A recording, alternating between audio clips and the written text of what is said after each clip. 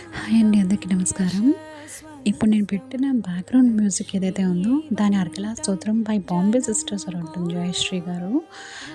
ఇది ఎవరైనా కష్టాల్లో ఉండి అమ్మా నువ్వే నాకు శరణం, అది విద్య అయినా అవ్వచ్చు, ధనమైనా అవ్వచ్చు, హెల్త్ అయినా అవ్వచ్చు, ఏ పరమైన కష్టమైనా సరే కుటుంబంలో అమ్మవారు మీకు ఏది కరెక్టో ఆ దిశగా మిమ్మల్ని నడిపిస్తుంది.